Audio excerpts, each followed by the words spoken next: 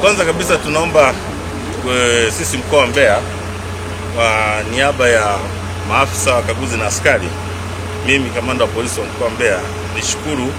kwa kupewa vitendea kazi kutoka Jeshi la Polisi Tanzania kupitia kwa afande mkuu wa jeshi, afande IGP Wambura. Lakini kwa namna ya pekee tumshukuru Mheshimiwa Rais, ametusaidia sisi Jeshi la Polisi kuletea vifaa ambavyo ni vya kisasa vitakavyotusaidia kwenye kazi zetu za kila siku katika kuhakikisha kwamba usalama wa raia na mali zao unaimarishwa. Kwa hivi vifaa jinsi ambavyo mnaviona ni vipya,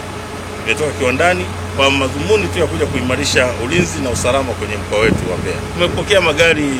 4 ambayo yametolewa na afande mkuu wa jeshi kwa mkoa wa Mbeya, na tutaendelea kuyatumia kama ambavyo yamekusudiwa kuletwa katika mkoa wetu wa Mbeya kwa shughuli ambazo zimepangwa. Askari waliokwenda kuyachukua wamepata mafunzo ya hali ya juu sana, kwa hiyo ni weledi katika kuyatumia,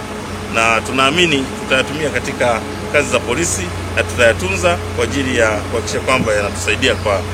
muda mrefu sana katika shughuli zetu za Jeshi la Polisi.